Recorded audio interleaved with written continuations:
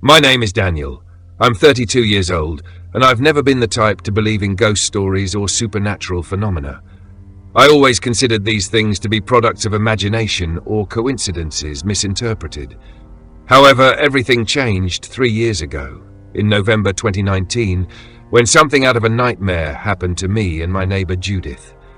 At that time, I lived in Oak Ridge, a small town in Oregon, surrounded by dense forests and known for its eerily quiet nights. I lived alone in a modest house, and my neighbor Judith, an elderly woman, lived next door. We always got along well. Although she was a reserved person, she was kind and often asked for my help with small household issues, like changing light bulbs or fixing an old radio. I remember that rainy November afternoon vividly. The sky was grey, and the sound of rain hitting the roof brought me a certain calm. Then I heard knocks at the door. It was rare to get visitors, especially on such days. When I opened it, I found Judith. She looked weary, with deep circles under her eyes and a worried expression. "Daniel, can I talk to you?" she said, her voice low and trembling. "Of course, Judith. Did something happen?" She hesitated for a moment before continuing. Her eyes avoided mine as she explained, "Lately, strange things have been happening in my house. I've been hearing noises in the middle of the night, like knocking on the walls. Things disappear and reappear in odd places. And there's something else." She paused and looked around as if to ensure no one else could hear her. "The other day, I saw a woman in the mirror, a figure standing behind me. But when I turned around, no one was there." I confess that at that moment, I felt like laughing. It was the kind of story you hear on sensationalist TV shows, but Judith's expression was far too serious to ignore. "Maybe it's just your imagination," I tried to reassure her. "It's not, Daniel. I know what I saw. Please, can you come to my house?" I couldn't refuse. Judith had always been a good neighbor, and her distress seemed genuine. I grabbed my jacket and followed her to her house. When we entered, I immediately sensed something was off. The air felt heavier, and there was an unusual silence. Judith always liked to have soft music playing or a kettle on the stove for tea. But that day, the house was utterly silent, and the atmosphere felt almost suffocating.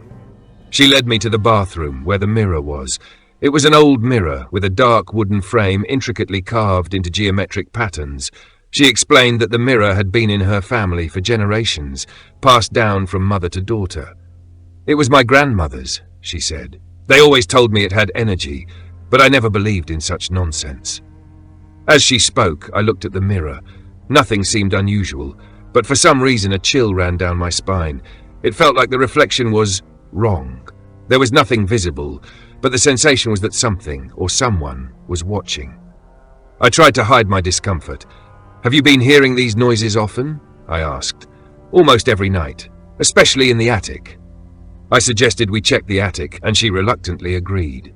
We climbed the narrow stairs to the small door leading to the space. When Judith opened it, a draft of cold air hit us, despite all the windows being closed. The attic was like any other, full of dusty boxes, old furniture, and objects stored so long they'd lost their purpose. But one thing caught my attention. In the farthest corner, there was a small trunk that looked much older than the rest of the items. "Is this trunk yours?" I asked. Judith shook her head, confused. "I've never seen it before." We opened the trunk, and inside was a white veil, yellowed with age, a locket, and a notebook filled with pages covered in strange symbols. Judith froze when she saw the locket. That locket belonged to my grandmother, but I didn't bring it here. As she spoke, we heard a noise behind us, like something had fallen. We turned quickly, but nothing seemed out of place. The tension in the air grew stronger by the minute. We went down to the living room, taking the locket and notebook with us. Judith began telling me more about her grandmother, Clara. According to her, Clara was known in the town for performing rituals and had a reputation for being different. Many said she dabbled in things she shouldn't have, but Judith always thought those were just rumors. Then the lights began to flicker. Instinctively, I looked at the mirror on the living room wall. This time it wasn't just a shadow. I clearly saw the figure of a woman with long dark hair standing behind us in the reflection. Judith saw it too and let out a muffled scream. When I turned around, no one was there. But the feeling of being watched was undeniable. Judith was panicking, clutching my arm tightly. "Daniel, what's happening?" I didn't know how to respond. My skepticism was being tested, and for the first time, I began to believe that perhaps there was something truly wrong with that house. That night, I decided to stay at Judith's house to keep her company. I thought my presence might help her feel safer. We set up a camp in the living room with a mattress and blankets. We tried to talk about other things, but the silence in the house was oppressive. Around 3 in the morning, we were woken by a noise coming from the attic. It sounded like footsteps. Judith went pale, and I, trying to be brave, said I'd check it out. I grabbed a flashlight and climbed the stairs again. When I opened the attic door, the noise stopped. I entered and searched the space, but found nothing. Just as I was about to leave, I heard a whisper. It was faint, almost imperceptible, but it sounded like a name. Clara. I quickly went downstairs and told Judith what I'd heard. She started crying, saying that maybe it was her grandmother trying to reach out. We decided that the next morning we would take the mirror and the items from the trunk far away from there. When the sun finally rose, the atmosphere seemed a bit lighter. We removed the mirror from the wall and took it to the backyard. Judith decided it was time to get rid of it once and for all. With my help, we shattered the mirror into pieces and buried the fragments in a hole in the garden. After that, things began to improve. The noises stopped, and Judith never saw the figure in the mirror again. The house returned to being warm and welcoming, and her smile slowly came back. Although everything seemed to have ended well, I could never forget what happened in that house. To this day, I wonder if what we saw and heard was real, or just our fear playing tricks on us. Either way, one thing is certain, I never looked at a mirror the same way again. My name is Mark. I'm 35 years old, and I live in a simple house in a small town in upstate New York. I've always preferred the calm and a simple routine. I work as an administrative assistant at a local company, and my days follow a predictable pattern. I live with my wife, Renata, and we're expecting our first child. Everything seemed normal until the moment that man entered my life in a quiet but unsettling way. We moved into this house about 2 years ago. I was attracted by the neighborhood's calmness, the empty streets, and the fresh country air. It was the kind of place where you could breathe without the weight of the city, and I thought it would be good for our family. When we moved, Renata was excited about the idea of raising our child in a quieter place, away from the urban rush. At first, everything was perfect. Soon after the first month, I started noticing something strange. There was a house a little further away that seemed abandoned. The curtains were always closed, and I never saw anyone in the window. But occasionally, when I walked down the street, I'd get the feeling that someone was watching me from that direction. At first, I thought it was just paranoia from someone getting used to the change. After all, who would be watching me, right? I was just starting to settle into the neighborhood. But over time, those subtle observations started to increase. It wasn't just the feeling of being watched from a distance. Sometimes, when I'd step outside, I'd come face to face with the neighbor's window and feel that fixed gaze, as if he were watching me. I didn't know who lived there, but the neighbor's behavior was always the same. The curtains were always closed, except when I went out to work or did some outdoor activity. On those occasions, something inside me told me he was watching. I think it was the first time I truly began to feel uncomfortable. I was sitting in the living room watching TV when Renata, who was in the kitchen, heard a noise and came closer with a curious expression. "Do you hear that?" she asked, looking out the window. It wasn't the noise from the house next door, but a strange feeling, as if someone were watching us. I was about to speak when Clara, our daughter, ran over to me with a concerned look and asked, "Daddy, who is that man in the window of the neighbor's house?" I froze.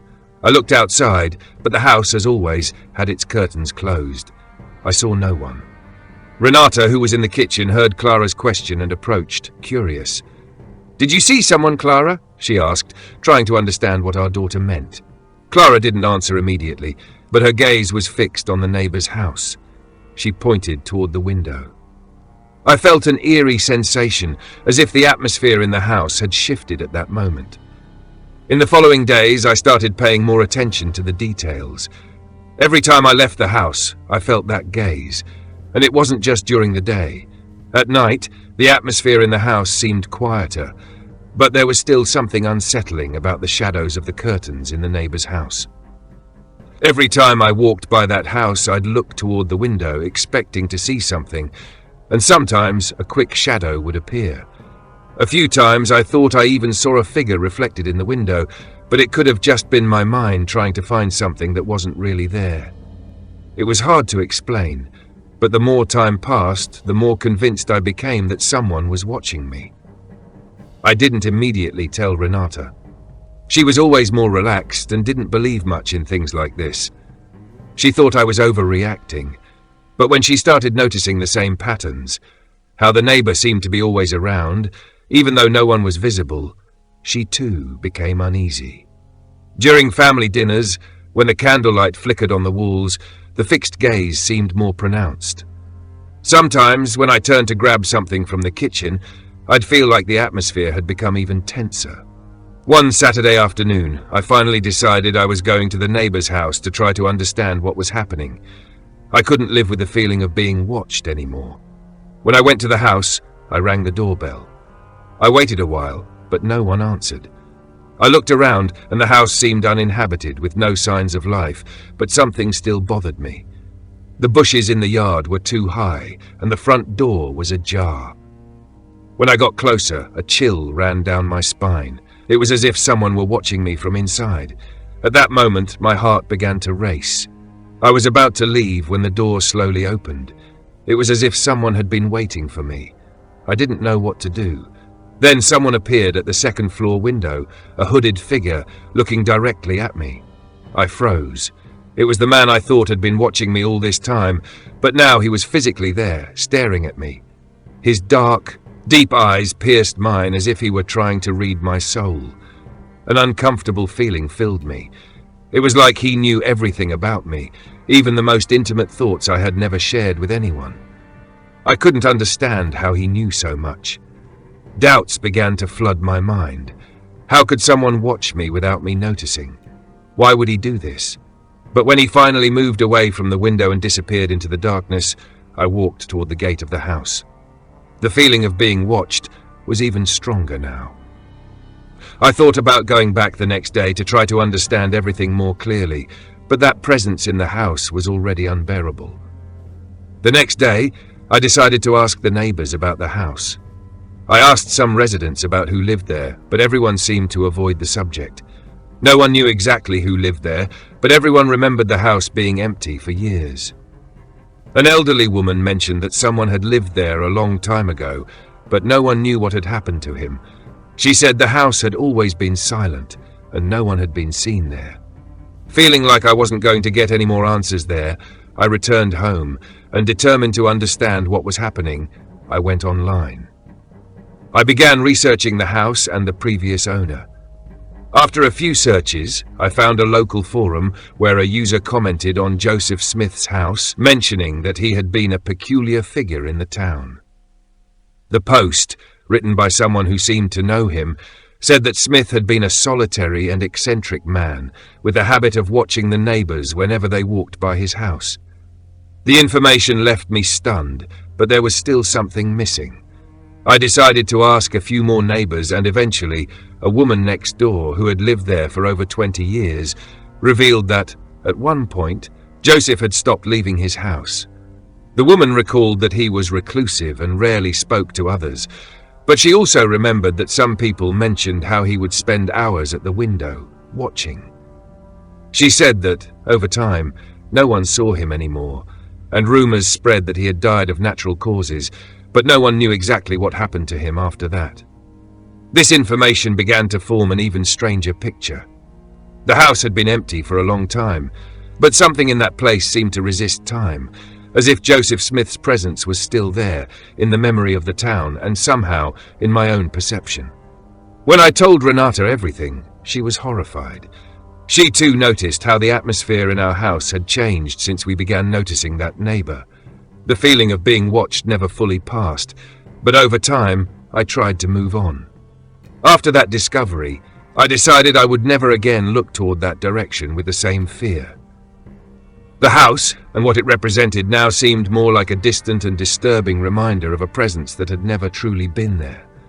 But sometimes, in moments of silence, I still feel that sensation of being watched, as if Joseph Smith is still out there, watching me from somewhere invisible. My name is Sarah, I'm 27 years old, and about 6 months ago, I moved into an old house in the countryside of Vermont, in the town of Middlebury. I've always liked quiet places, and the idea of living in a house with history seemed romantic. The house was spacious, with wooden floors that creaked underfoot and thick walls that seemed to hold secrets. It was perfect for me, or so I thought.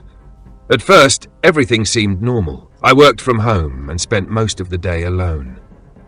At night, there were the natural sounds of an old house, occasional creaks, the wind against the windows.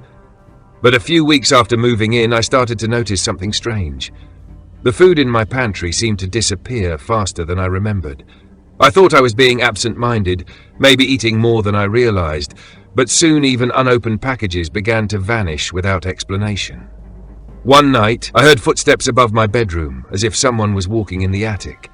My heart raced, but I tried to convince myself it was my imagination, or perhaps an animal that had gotten in.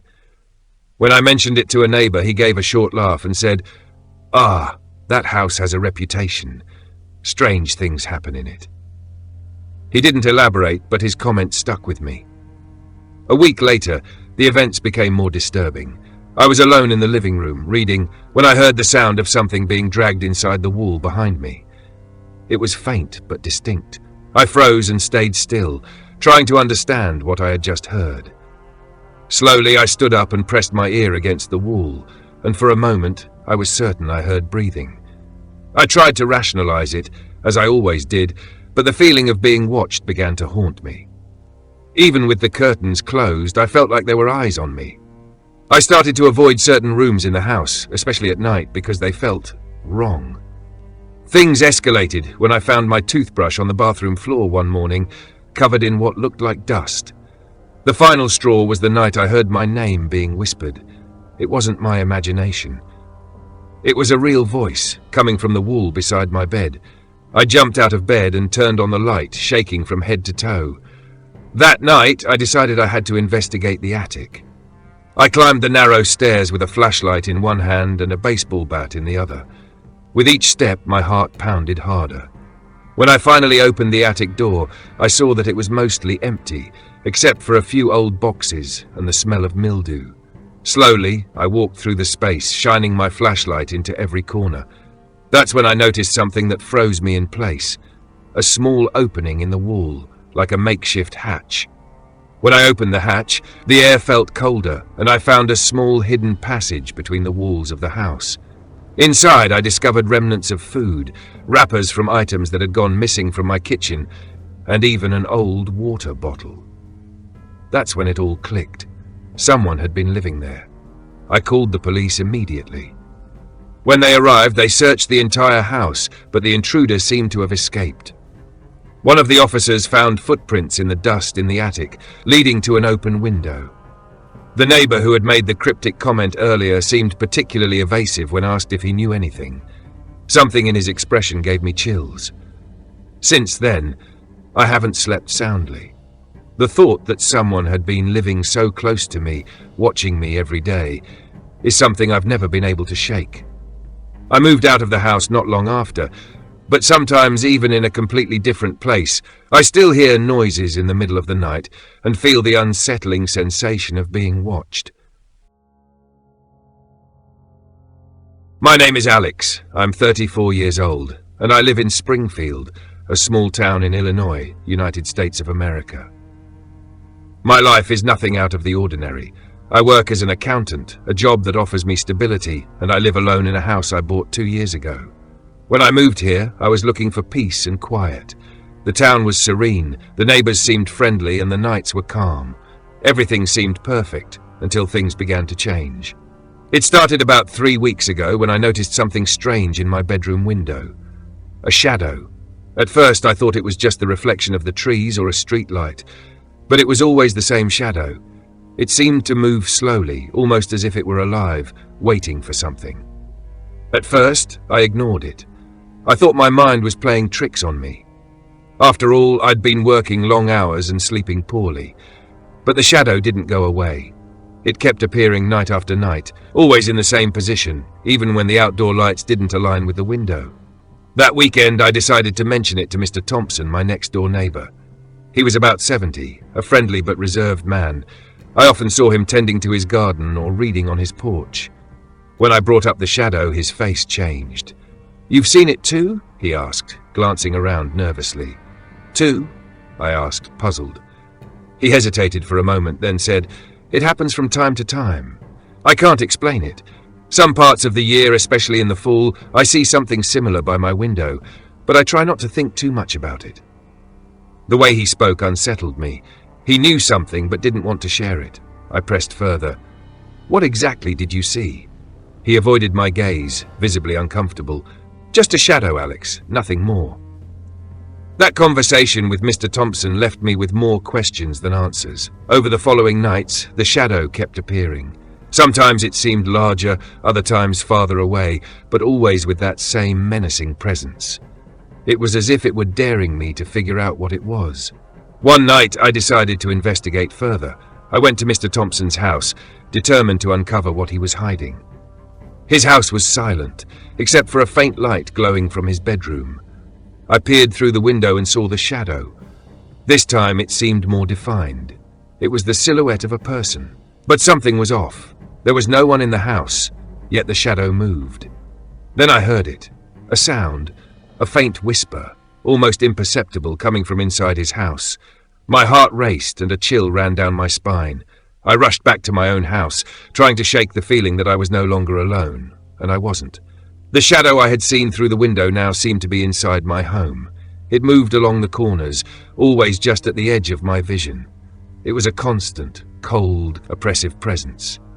The next day, Mr. Thompson came to my door. He looked pale, with dark circles under his eyes. "Alex, I need to talk to you," he said. I invited him in and he sat on the couch, glancing nervously around. "That shadow, do you still see it?" I told him everything that had happened. His expression grew even darker. "This isn't the first time this has happened, Alex. Something is wrong in this neighborhood. I don't know what it is, but before my wife passed, she saw things too. She said she felt a presence, something watching her." As we spoke, Mrs. Flor, another neighbor, knocked on my door. She looked visibly distressed. "Sorry to interrupt, but have you seen anything strange? Like a shadow?" Mr. Thompson and I exchanged a look. Something bigger was going on. We decided to investigate together. We started talking to other residents, but most of them didn't want to discuss it. It was as if there was an unspoken agreement of silence. After some searching, we came across a trail that led into the woods. Deep in the forest, we found an abandoned cabin. Inside the cabin, the stench was unbearable, a mix of decay and chemicals. At the center of the room was a crude altar, covered with strange symbols and melted candles. Surrounding it were disturbing objects, wax dolls pierced with pins and animal remains. But what chilled us the most was what we found on the walls. Photos. Pictures of all the neighbors, including me, Mr. Thompson and Mrs. Flor. The photos were recent, taken from angles that suggested someone had been watching us for weeks or months. We immediately called the police. They investigated the cabin and took everything as evidence. However, no one was arrested and the case remained unsolved. Whoever had done this had vanished, leaving behind only fear and paranoia. A few months later, Mr. Thompson suffered a heart attack and was hospitalized. I visited him a few times, but he seemed distant, as if something was still haunting him. As for me, the shadow didn't leave. I still see it, sometimes in the window, sometimes in the corner of a room, or even reflected in the mirror. I feel like it's waiting for something, but I don't know what. I've decided it's time to move. I put my house up for sale and started packing. I don't know if leaving will solve the problem, but I have to try. I can't live like this anymore. As I write these final words, a chill runs down my spine. I glance at the mirror in my room and for a brief moment see the shadow again, standing behind me.